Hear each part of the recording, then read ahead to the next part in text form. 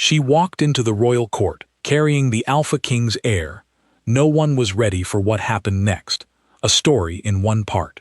The doors of the royal court of Veldrath did not open for everyone. They opened for the nobility, lords who had inherited titles along with the land, the debt, and the particular walk of men who believed the world owed them a corridor. They opened for warriors called to account, shoulders squared, jaw set, already rehearsing their defense. They opened for the dead, carried in on wooden stretchers, when a life of service to the crown required one final performance. They opened for Nadia Osei on a gray Tuesday morning in the middle of autumn, and nobody in that room had the faintest idea what to do about it. She was 27 years old, 8 months pregnant, stomach first, the rest of her trailing behind it. She wore flat boots with dried mud still cracked along the soles, a dark coat, unbuttoned, a medical bag on her left shoulder, heavy enough that it pulled the collar sideways, no crest on her lapel, no escort at her back, no prepared expression on her face. She walked in the way people walk when they have decided something already and are simply completing the physical portion of the process. The court was full. Lords, High Council members, palace attendants in their pressed gray uniforms. 3 of the 4 pack elders, seated along the far wall in chairs that had been brought specifically for them and placed just slightly too close together. 2 court scribes with ink-stained fingers, hovering over their tables like birds deciding whether to land. All of them turned when the doors opened. None of them spoke. Nadia scanned the room. She was looking for a chair. She found one, a low wooden seat to the left of the main dais, pushed against the wall. Nobody was using it. She walked to it, set her bag on the floor with a careful thud, and sat down. She folded her hands on top of her stomach. She looked at the High Council. "Whenever you're ready," she said. The High Council was a man named Oren Vale, 63 years old, pale as winter milk, with a face that had settled over the decades into a permanent expression of having been mildly insulted by something he couldn't quite name. He had been sitting in this court for 31 years. He had seen kings crowned and challenged. He had overseen the elevation of noble houses and the quiet destruction of others. He had, on 7 separate occasions, resolved crises that the history books would later describe as inevitable, when in truth, they had been held together by Oren's particular brand of controlled, ruthless patience. He had never once, in 31 years, encountered a situation where a woman walked through the court doors, sat in a chair nobody gave her, and told him she was ready. He folded his hands on the table in front of him. He looked at her. She looked back. The silence was long enough that one of the pack elders cleared his throat, which was the elder equivalent of shouting. "You are," Oren said, very carefully, "Nadia Osei. I am, of the Astra borderlands. Originally, yes. You are not affiliated with any noble house. That's correct. You hold no title. Also correct." He paused. She waited. There was a quality to her waiting that was not passive. It was the silence of someone who had already done their thinking and was simply allowing the other person time to catch up. "You are aware," Oren said, "that this court is not a medical clinic. It is not a petition hall.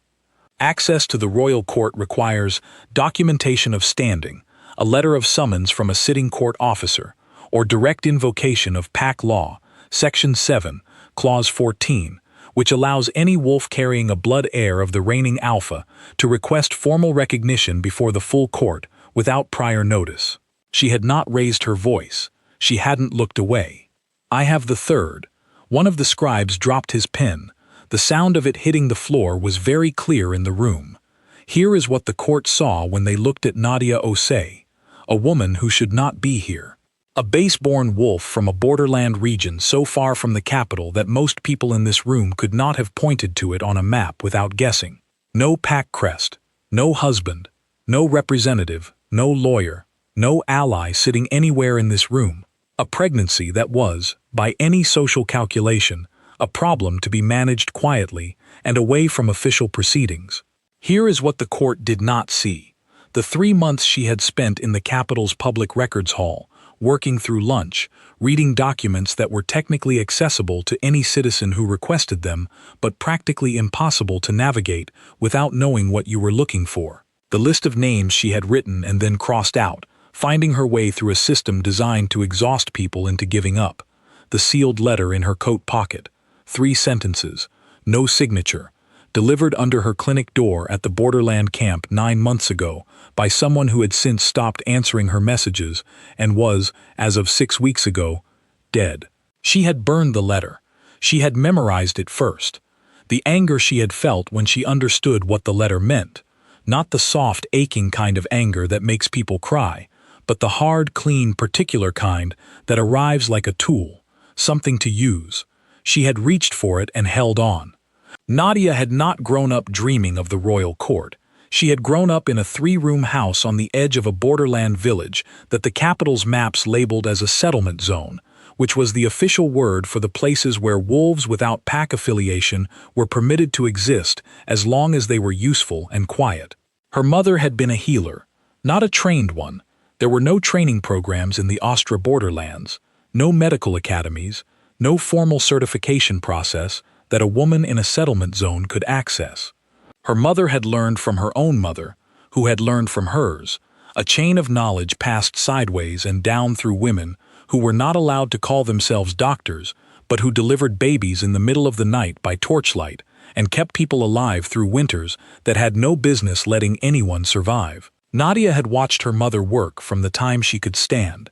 She had absorbed everything, the names of plants and what they did, the way to set a broken bone, the difference between a fever that would break and one that wouldn't, the particular stillness you had to bring to a room when someone was frightened so that the fear didn't eat them before the illness did. When she was 16, her mother got sick. None of the knowledge helped. Nadia had moved to a larger settlement 3 years later, found work in a field clinic that served borderland workers, and spent the next 8 years becoming indispensable by being the kind of person who showed up, stayed late, and did not flinch. She had learned real medicine alongside the folk knowledge, filling in the gaps. She had become the person people sent for when things were bad. She was good at her work. She took care of that place like it was the only thing she owned, because for a long time it was. She had not expected the Alpha King. It was a medical emergency that brought him to the Borderland camp. One of his patrol teams, young soldiers, moving through the Austria region on a route that was technically routine, had encountered a structural collapse in one of the old mining tunnels. 3 injured, 1 critical. The nearest official medical facility was 4 hours away. The clinic was 40 minutes. They brought the critical case to Nadia. She did not ask who he was. She asked what happened, where the injury was, and how long ago. She worked. The Alpha King watched from the doorway while she saved his soldier's life, and he did not interrupt, and he did not introduce himself, and she did not look up long enough to see his face clearly. It was only after, the patient stable, the immediate crisis over, the room quiet enough that she could hear herself think, that one of the accompanying guards stepped forward and said the title. She looked up. She thought, this is going to be a problem, not because of who he was, because of the way he was looking at her, and the way she already knew what that look meant, and the way she also knew, with the part of her brain that had survived everything so far by being honest with itself, that she was not going to handle it well. She had been right on all 3 counts. 4 months. That was how long it lasted. She was not confused about what it was. She was a practical woman with no patience for self-delusion. She knew the difference between something real and something that existed in the specific bubble of a man visiting a place that wasn't his life. But she had been lonely in ways she didn't usually let herself think about, and he had been, she had to be honest, present in a way she hadn't anticipated. Not performatively, not the way powerful men sometimes performed warmth as a kind of currency, actually present, actually asking questions and waiting for answers, actually finding reasons to return to the Borderland camp that were thin enough to be transparent, and that she never called him on because she didn't know how to do that without also ending it. She had known, from the beginning, that it would end. She had just not known it would end the way it did. A week of silence, then 2, then a different member of his staff at the camp instead of him, and then the understanding that settled in her chest like something crystallizing. He had returned to his life, and she had been the thing he returned from. She had filed that away. She had a lot of practice filing things away. 6 weeks later, she found out she was pregnant. She had not told him. She had spent a week deciding whether to, running through the arguments, turning them over, the honest arguments. He had a right to know. A child had a right to their history. The equally honest counter-arguments. She had watched, over and over, what happened when women from the borderlands brought complications to powerful men. She had watched the complications get managed, quietly, with money and paperwork and the gentle, relentless pressure of people who understood systems and knew how to use them. She was deciding. She was taking her time. She was allowed to take her time. And then the letter arrived. 3 sentences. Unsigned. Slipped under the clinic door at night, in handwriting she didn't recognize. She read it twice. Then she burned it. She had memorized it already, so burning it changed nothing except the feeling of the paper in her hands, which she needed to be rid of. The letter told her something about the child she was carrying, that she had not known. Something about bloodline. Something about what the child's existence made legally true, under a section of pack law so old that most people in the capital had forgotten it existed.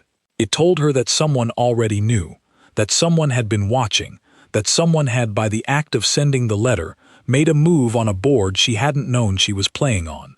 She sat with that for a long time. Then she started reading. Pack law was not designed to be readable. It was designed to be navigated by people with lawyers, which is to say people with money, which is to say people who were not Nadia Osei from the Austria borderlands with a borrowed library card and a pregnancy that was making her back hurt. She read anyway. She went to the capital's public records hall on her days off, taking the 6-hour bus ride and arriving when the doors opened. She read documents that had not been touched in decades. She followed references from one text to another, building a map of the law the way she had once learned anatomy, one connection at a time, each one revealing the next, until the shape of the whole thing became visible. She found Section 7, Clause 14. Then she found the case history, 3 times in 400 years that it had been invoked. She read those cases. She read the dissenting opinions. She understood the mechanism. She found the 3 pack elders whose signatures would be legally sufficient. She found out how to reach them. This was the part that most people would have stopped at. The pack elders were not accessible to borderland wolves. There were protocols, hierarchies, waiting periods. Nadia did not have the standing to request an audience. She was a healer, and one of the pack elders had a granddaughter with a chronic condition that no court physician had been able to properly manage, and someone in the records hall had mentioned, in passing, that the elder had been asking whether there was anyone who understood the condition better than the palace staff. Nadia wrote a letter. A careful one. She described the condition and 3 approaches that the palace physicians were likely not using, and she explained why they worked, and she included 2 published papers she had tracked down from a medical archive. She did not mention the court. She did not mention pack law. She simply wrote as what she was, a healer who knew something useful. The elder wrote back. 3 months later, she had 3 signatures. She had done all of this while working full shifts at the clinic, while her back got progressively worse, while her ankles swelled in the evenings and she sat with them elevated and read pack law by lamplight until she could quote it in her sleep. She had done it because the letter had told her someone was already moving, and if someone was moving, she needed to move first, and she needed to do it correctly. Back in the courtroom, Nadia reached into her bag. She placed items on the armrest of the chair she had taken without permission. First, a sealed vial. Small, dark glass. Lab-certified blood work. She set it on the armrest. Second, a document. The legal recognition of bloodline, signed by 3 pack elders, stamped with their official seals. She placed it beside the vial. Third, a letter. Not the burned one. A copy. Reconstructed from memory, written in her own hand, dated and witnessed. It named the person who had sent the original. It named what they knew and when they had known it, which meant it named who had been watching and why. Fourth, a photograph. Old, the kind that takes someone's career to have made. She did not explain it. She placed it face up on the chair beside the other documents and looked at Oren Vale. He looked back at her. He looked at the photograph. He looked back at her. "That document," he said, and his voice was very controlled now, "identifying the individual who has been monitoring my movements and the movements of certain court records for the past 7 months?" She kept her voice pleasant. "Yes, that one." The room was very quiet. One of the pack elders leaned forward slightly. He was looking at the signed recognition document with an expression that was professional and carefully neutral, which meant he recognized the seals and understood exactly what they meant. Oren Vale had been in this court for 31 years. He had seen worse than this. He told himself that now, sitting across from a borderland wolf, who had somehow arrived in this room with more legal leverage than most noble houses could produce in a crisis, he had seen worse. He just couldn't immediately think of an example. He straightened in his chair. He used his professional voice, the one that had once made a minor lord physically take a step back in fear, a memory he occasionally returned to with something that was not quite pride. "Miss Osei, whatever documentation you believe you have assembled, I must make the court aware that invocation of Clause 14 requires a formal verification process that cannot be completed in less than 60 days. Yes, I read that." She nodded. "I filed the verification request 8 weeks ago. The result arrived last Thursday." She reached into her bag a second time. She placed a letter on top of the pile. Oren recognized the seal at the top of it. Everyone in the room recognized the seal. It was not a common seal. It was the kind of seal that appeared on documents that ended careers and started investigations. "The verification is complete," Nadia said. "The child I'm carrying is the recognized blood heir of the Alpha King under Pack Law, Section 7, Clause 14, with all attendant rights of formal acknowledgement, royal protection, and legal standing." She folded her hands on her stomach again. "I didn't come here to argue," she said. "I came to put this on the record, in the presence of the court, as the law requires. Once it's on the record, we're all done here, and I can go home." "Home," Oren said, very carefully. "I have a clinic to open tomorrow morning," Nadia said. The door at the back of the court opened. He was late, which meant he had known, which meant he had been somewhere. The gallery, the corridor, some adjacent room, where he could see or be told what was happening in real time, and he had waited until he understood the shape of the thing before he walked in. She had thought about this possibility. She had prepared herself for it. The court reacted the way courts react when a king enters a room. The collective posture shifted, a subtle straightening, a redirecting of attention. Everyone looked at him. Nadia looked at the documents on the armrest. She checked that they were in order. They were. She already knew they were. She was checking them because she needed something to do with her eyes, and the alternative was looking at him, which she was not ready to do yet. She heard his footsteps on the stone floor. Measured. Not hurried. He walked like someone who had decided how he was going to walk before he walked, which was something she had noticed about him early on, and which she had filed away with all the other things. He stopped. She looked up. He looked like himself. That was the problem. In the 9 months since she had last seen him, she had worked to construct a useful version of him in her memory. A flatter version. A version that made sense with the silence. She had not fully succeeded and she knew it, which was annoying, but there it was. He looked like himself, and that meant she felt the thing she had been trying not to feel since she walked through those doors, which was complicated and unwelcome, and not something she was going to deal with in front of 37 people. She filed it, behind her sternum, with everything else. He said her name, just her name, the way you say something when you've been rehearsing other words and run out of them at the last moment.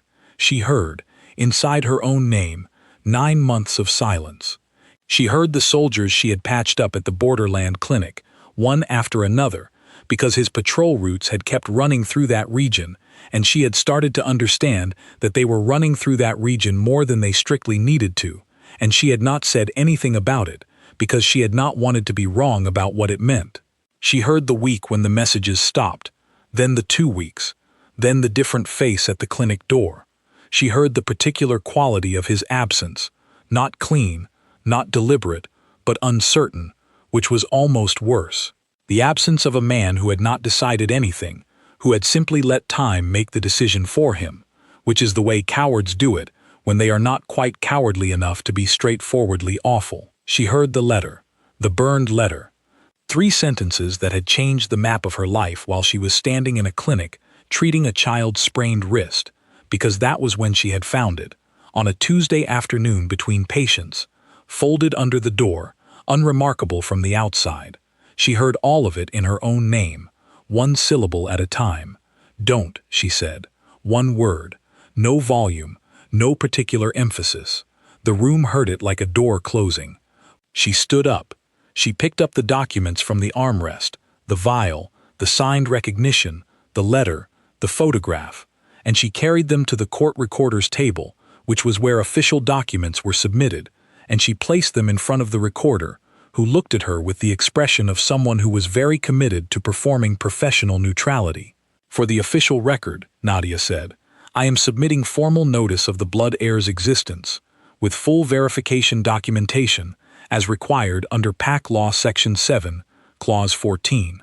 The record should note that the submission was made in open court, in the presence of the High Council, 3 PAC elders, and," she glanced at the door, at him, still standing there, "the Alpha King."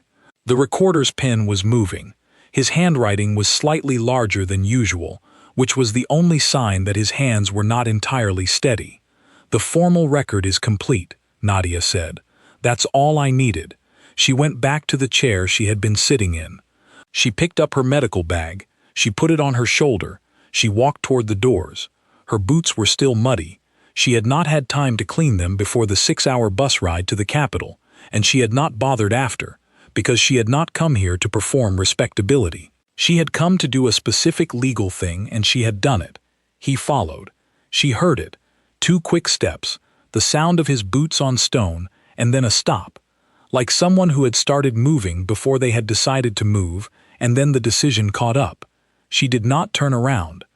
The doors were 12 steps away. She counted them. She was at 8 when she heard him say something low, not a word she could fully make out, the kind of sound that precedes words when the words aren't ready yet. 10, 11, 12. The doors opened. She went through them. On the other side there was a corridor, with high windows that let in the gray autumn light, and 2 palace attendants who had clearly been told to position themselves here and were now deeply uncertain about what their instructions covered, because no one had briefed them for the version of events that had actually occurred. She walked past them. Behind her, inside the court, she heard the sound of the room beginning to breathe again. Voices, movement, the particular rumble of a large group of people who have just witnessed something and are beginning to process it. She walked down the corridor. She found a bench near the far window, and she sat on it, carefully, the way pregnant women sit on things, backwards planning, lowering in stages. She set her bag down. She looked out the window at the gray sky and the courtyard below, where a groundskeeper was doing something methodical with a rake. She watched him rake for a while. Here is what she felt, sitting on the bench with the gray light coming in. Tired. Genuinely, physically tired. The kind that lives in the lower back and the tops of the feet, and the specific place behind the eyes that only bad sleep produces. Something that was not quite relief, but was in the neighborhood of it. The way a body feels when a long-held breath finally releases. Not comfortable, not resolved, but different. The held thing, set down. Something else. The unnamed thing she had filed behind her sternum in the courtroom, which had not stayed filed, which was sitting in her chest now, quiet and inconvenient, doing nothing but existing. She thought about him standing at the back of the court. She thought about 2 steps and a stop. She thought about the way he had said her name, and how that was the most honest thing he had done in 9 months, and how it was also not enough, and how both of those things could be true. She thought about the clinic. She thought about Mrs. Fanara, who had an appointment at 9 tomorrow morning, and whose blood pressure she had been tracking for 3 weeks. She thought about the supply order she had put in last week, and whether it had arrived. She thought about the walk from the bus stop to the clinic, and how long it would take at 8 months, which was longer than it used to. She put her hand on her stomach. The child moved. A slow, deliberate shift, like something turning over. She had started to feel this at 5 months, and had not yet become accustomed to it. The reality of another person's movement inside your own body, which was the strangest thing she had ever experienced, and which she thought she would never fully process, no matter how long she had to do it. "Yeah," she said quietly, to nobody. "I know." She heard his footsteps in the corridor. She recognized them by now. She had spent 4 months learning the rhythm of this person, including the rhythm of how he moved, and that knowledge had not left just because she had wanted it to. He stopped at the far end of the bench. He didn't sit. He stood with his hands in a neutral position and his face doing something she could not immediately categorize. She waited. "I didn't know," he said, "about the pregnancy. I didn't. No one told me." She looked at him. She considered several things she could say. She chose the accurate one. "I know. I hadn't told anyone." He processed that. She watched him process it. The brief tightening around the eyes, the calculation. "The letter," he said. "Someone sent you a letter." "Yes." "Do you know who?" "I have a very good guess. Nadia." "I don't need an apology," she said. "I'm not asking for one. I did what I came to do, and it's done. The child's rights are on record. That's what matters. It's not all that matters." She looked at him for a long moment. The gray light was doing him no favors. She could see the tired in his face, the thing beneath the composure. She had always been able to see that, and it had always been the part that made everything harder. "Decide what you want," she said. "Not right now. Take the time, but know that whatever you decide, I'm not sitting in a borderland camp waiting for you to figure it out." She stood up, slowly.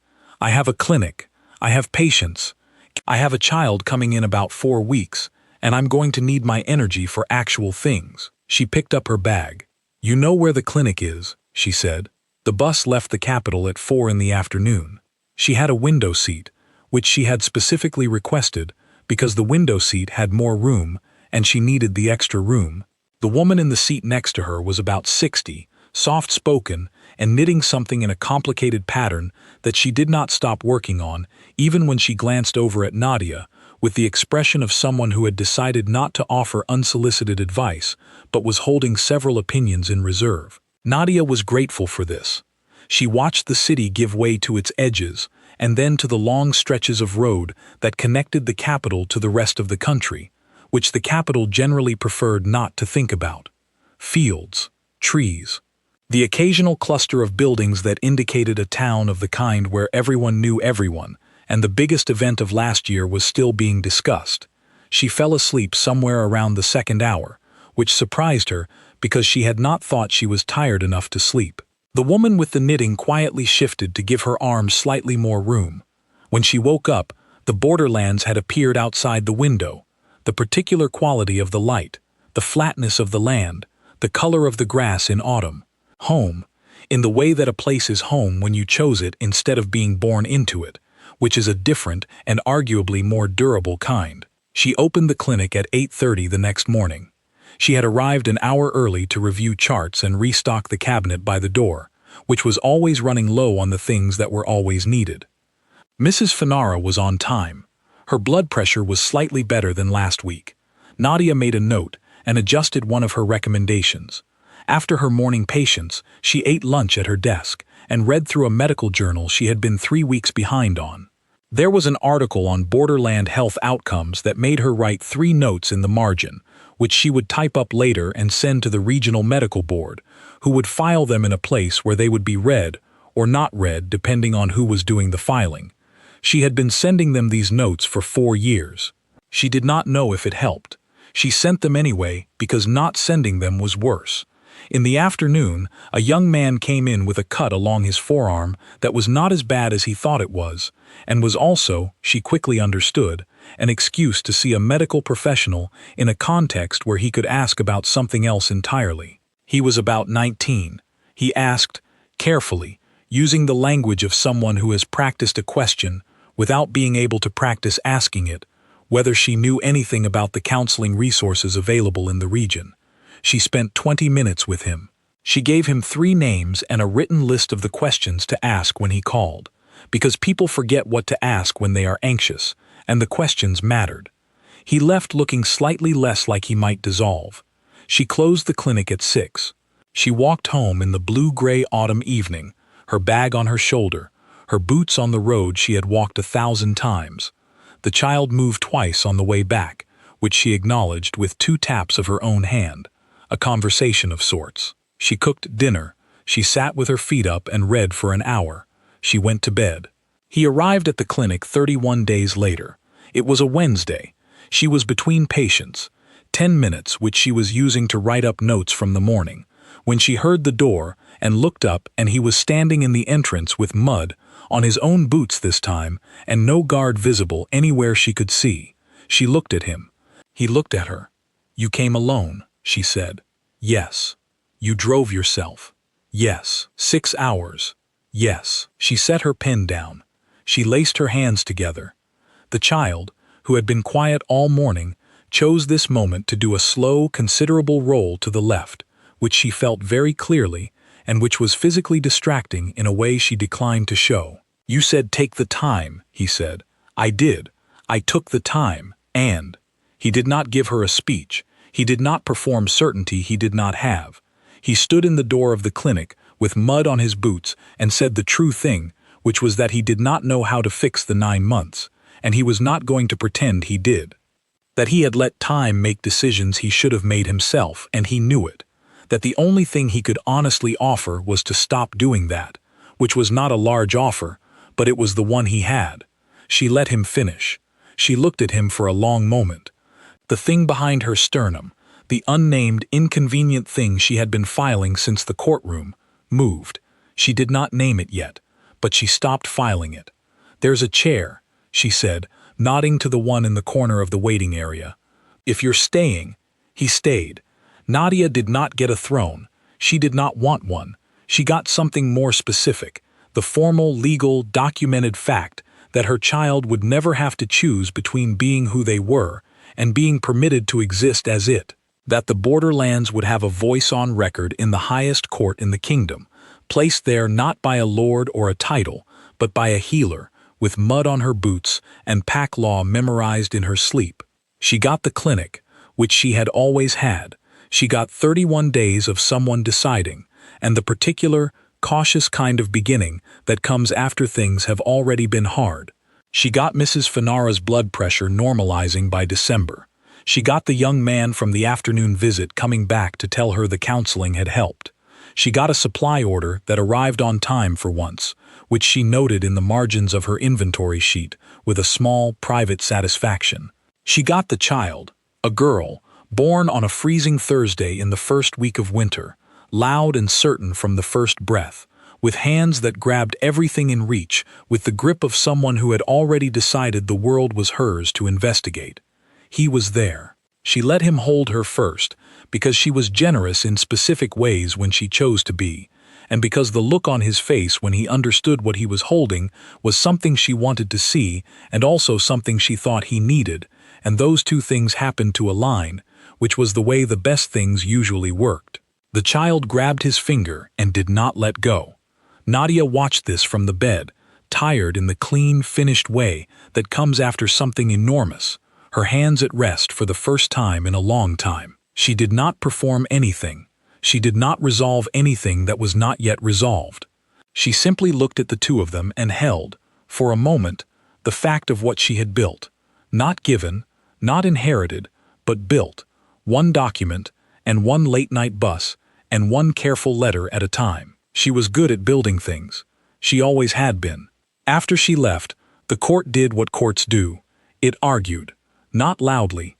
Not in the direct, honest way that ordinary people argue when they disagree, which involves raised voices and clear positions and the occasional slam door.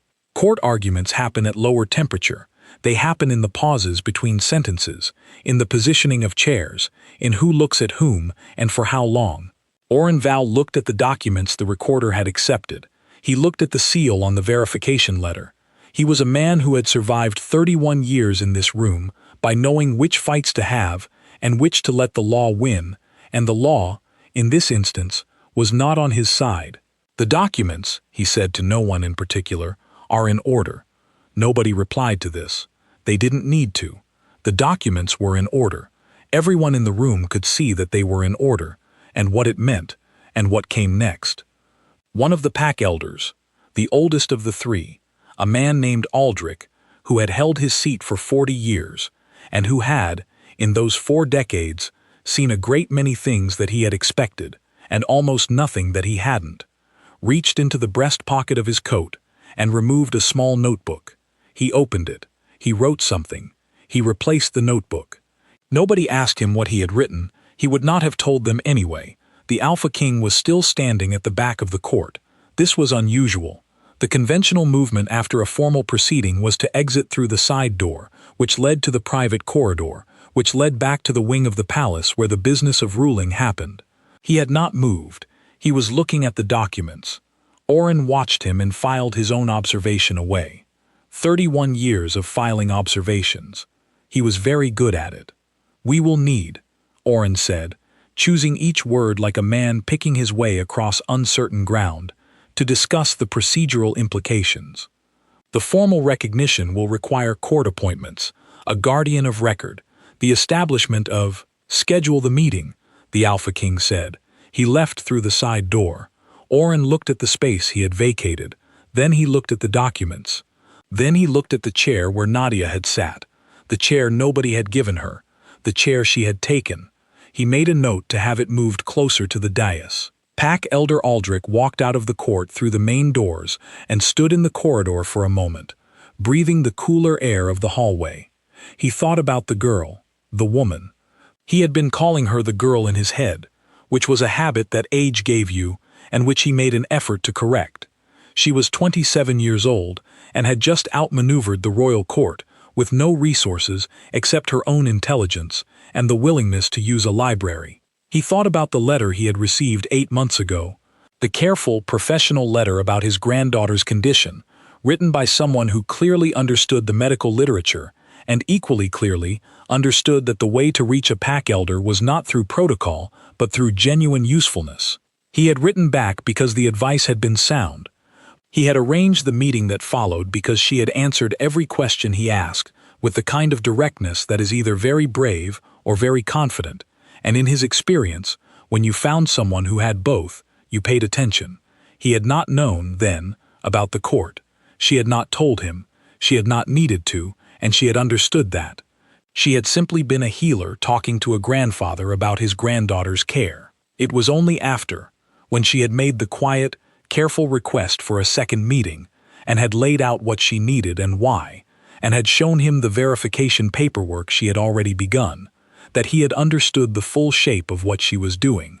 He had signed the recognition document because the law was the law, and the child's rights were the child's rights, and those two things were true regardless of which noble house found it inconvenient. He had also signed it because he had a sense, the kind that came after 40 years of watching people make decisions, that this particular woman was going to be important. Not in the way that important people usually announce themselves, with resources and connections and the machinery of influence behind them. In the quieter, more durable way. The way of people who did the work because the work needed doing and continued doing it regardless of what happened around them. He opened his notebook. He looked at what he had written. Her name, her clinic location, a note that read, "Follow-up." He replaced the notebook and walked back toward the elder's wing. The woman with the knitting introduced herself as Petra when they were about 2 hours out from the capital. She said it the way old women sometimes do, not as an opening to conversation but as a small offering, take it or leave it. Nadia said her own name. Petra nodded and returned to her knitting. Another 20 minutes passed. "That bag looks heavy," Petra said. "It is." "What do you carry in it?" "Medical supplies, paperwork, some food from the market near the records hall that I haven't eaten yet." She paused. "A thermos of cold tea that I forgot to drink before it went cold." Petra made a small sound that might have been sympathy. She reached into the bag at her feet and produced, without ceremony, a small wrapped parcel which she held out. Nadia took it. It contained 2 thick slices of bread with cheese. "You look like someone who forgot to eat lunch," Petra said. Nadia looked at the bread. She had, in fact, forgotten to eat lunch. She had been too focused on getting to the court, sitting through the proceedings, leaving with her composure intact, and then sitting on the bench outside, thinking thoughts she hadn't scheduled time for. She ate the bread. It was very good bread. Far to go? Petra asked. About 4 more hours. The Austria borderlands. Petra nodded as though this made sense to her, which was more than most people in the capital would have managed. I know a woman from there, she said. Made the best preserves I've ever had. There's something about the fruit there. The soil is different, Nadia said. The mineral content. It changes the flavor profile. Petra looked at her with a mild, assessing expression. Medical or just curious? Both, usually. Petra returned to her knitting. The needles clicked steadily. Outside the window, the road kept unreeling. Baby coming soon, Petra said, not as a question. About 4 weeks. First? Yes. More clicking. The pattern Petra was working on was complicated, something with a diamond repeat that she never once looked at her hands to manage. You look like someone who has been carrying a very heavy thing, Petra said. Not just the bag. Nadia was quiet for a moment. I put it down today, she said. Some of it. Petra nodded, as though this was both understandable and sufficient. Good, she said. She did not ask anything further.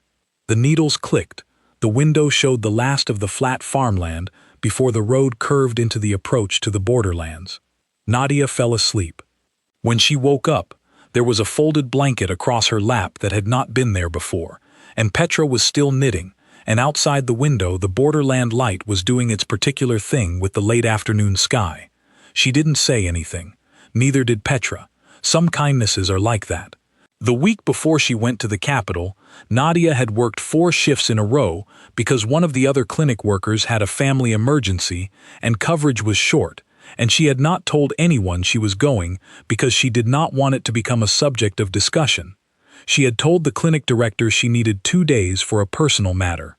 The clinic director, a tired, practical man named Dr. Varen, who had been running borderland clinics for 20 years, had looked at her stomach, and said that she should take 3 days, and that if she came back looking like she hadn't slept, he would personally prevent her from opening the supply cabinet until she rested. I'll rest on the bus, she said. You'll work on the bus, he said, because he had known her for 4 years and was not operating under illusions. He was right.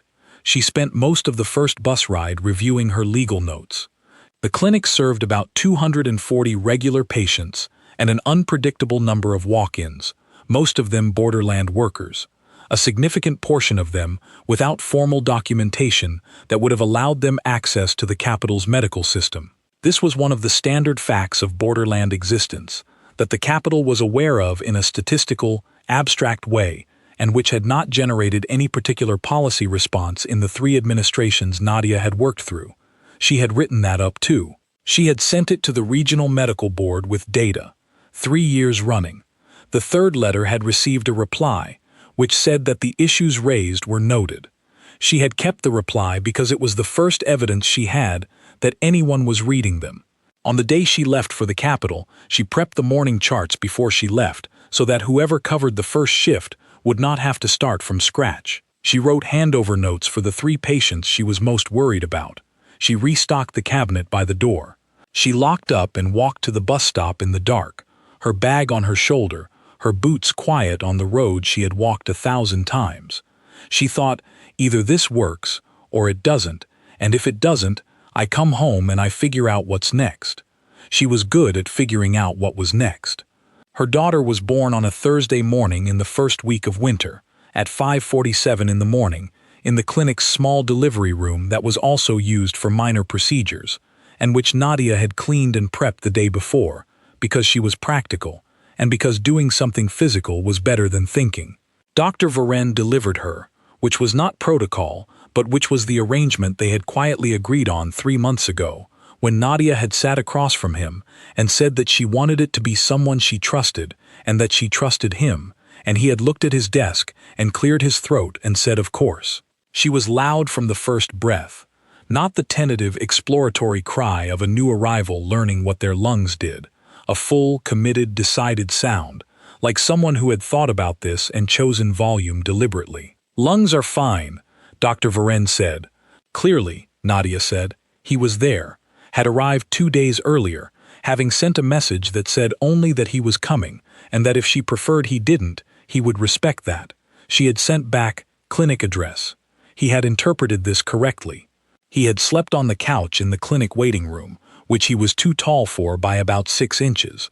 He had not complained about this. He had gotten up in the night when she had gotten up, made tea when she wanted it, stayed out of the way when she needed him to, and been present when she needed that instead. She had let him be useful because she was practical, not because it erased 9 months. And they both understood this.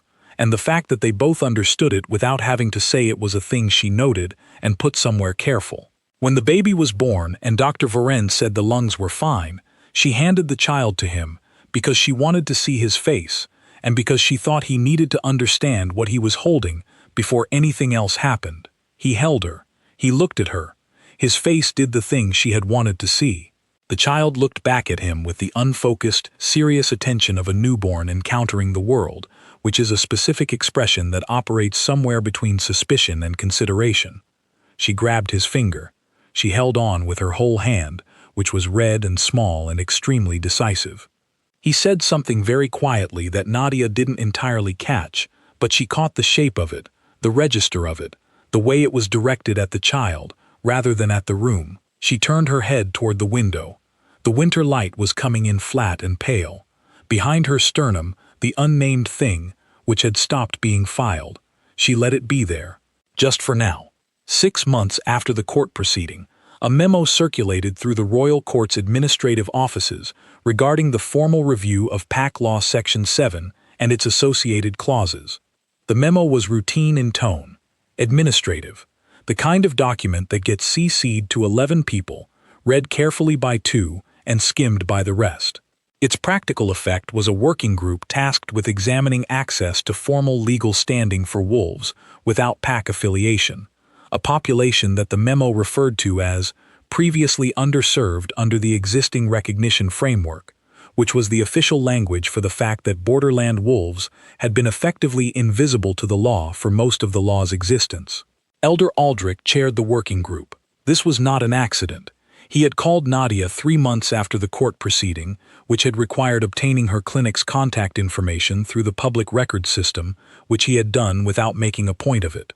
He had asked if she would be willing to submit a written account of her experience navigating PAC law as a borderland wolf for inclusion in the working group's review. She had said yes. She had submitted 12 pages. They were very specific 12 pages, with footnotes. The working group's final report was released 8 months after that. It recommended 31 amendments. 19 of them passed in the first legislative session that reviewed them. Nadia read about it in a news summary she received by post. She read it at her desk between patients.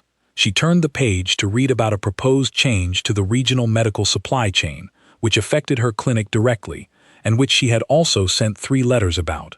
She made a note to write a 4th letter. Her daughter's name was Sarah. She had chosen it before she went to the capital, in the weeks when she was doing all the research and had come to think of the whole enterprise as something she was doing for the child before the child could ask her to. When Sarah was old enough to ask questions, which happened early, because she was that kind of child, the kind who arrived at questions before most adults thought she should have them, she asked about the court. Nadia told her. Not the whole thing at once. She was practical about pacing, about what a 6-year-old could hold versus an 8-year-old versus a 12-year-old. She told it in pieces, each one complete, each one honest. Sarah's favorite part, the one she asked to hear again and again, was the chair. "You just sat in it?" she said, every time. "I needed a chair," Nadia said. "There was a chair. I sat in it. But no one said you could. No one said I couldn't." Sarah thought about this every time she heard it, with the particular focused seriousness she brought to things she was still working out. "What if someone had told you to get up?" she asked, the 3rd or 4th time. "I suppose I'd have found out what happened then," Nadia said, "but no one did. Because of the law? Because I walked in like I already knew where I was going," Nadia said, "and I sat down like I'd been expected. People usually respond to what you show them." Sarah absorbed this.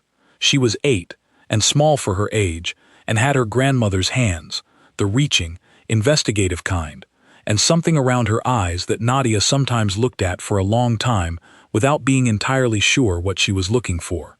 "I would have been scared," Sarah said. "I was scared," Nadia said.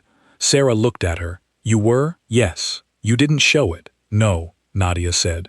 "But it was there." She thought about the bus, about the walk from the bus stop to the court, about standing outside the court doors for exactly 45 seconds before she opened them, because she had needed those 45 seconds to decide that scared was fine and she was going in anyway. "Is that okay?" Sarah asked. "Being scared but not showing it."